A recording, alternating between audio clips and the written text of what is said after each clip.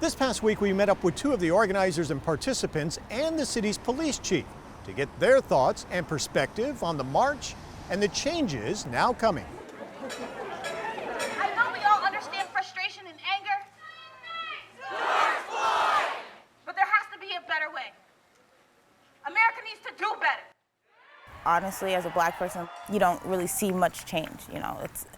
We get a lot of, oh, you complain about this or you complain about that. Certain things happened so many years ago, you should get over that. But we are in 2020 now, and there's a lot of change just within mindsets, which I love. So I'm kind of at like a hoorah, we're starting somewhere. But definitely there needs to be more to be done. People in the North Country think that because we fought against slavery, that racism doesn't exist, that they did their part, to end slavery and it's not an issue. So they don't talk about it. And they don't want to admit that it is an issue.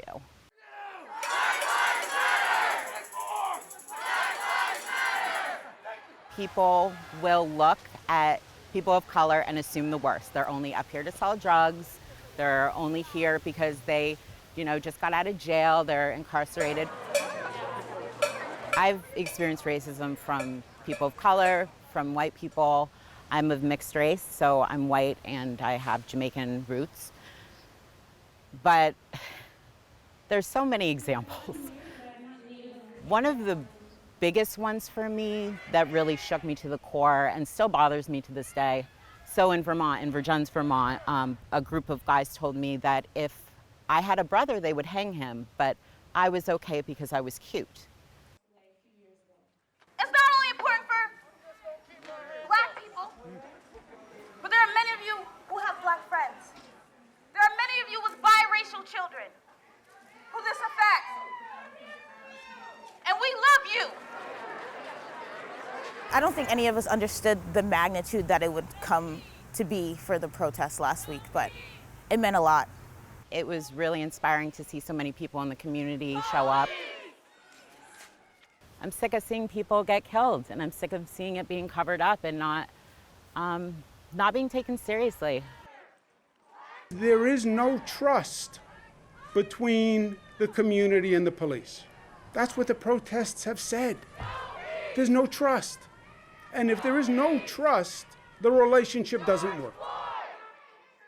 I think it really speaks to the accountability when it comes to police officers. I mean, these incidents are happening. If you have police officers who aren't doing their job correctly, that needs to be addressed. Point blank, period.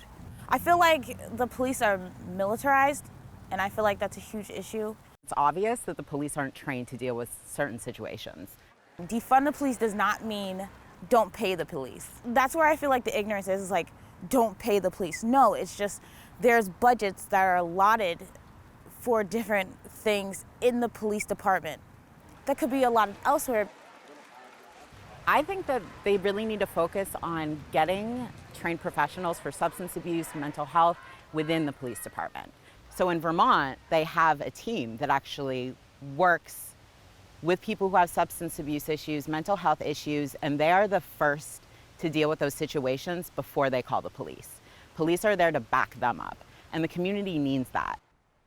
I don't want to speak on all police officers, okay? I know all police officers aren't bad, but in general, they're there to enforce the law. I feel a lot of times they feel like they are the law. We're asking them to do their jobs for everyone, not just for a certain group of people, but for all citizens of the United States. Accountability-wise, police officers are not being held accountable.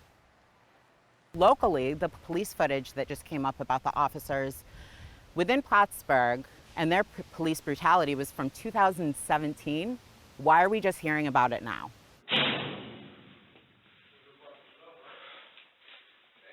You really showed us. Police unions and police departments have been known to protect police officers. That's an issue. Why are they being protected if they're not serving the community the way they should be? Don't break the law and you'll be fine. That's not how it works for Black people. You can literally be doing nothing and you can get shot. You can get tased. You can have a knee on your neck for almost 8 minutes. Police officers don't have the right to kill people, period.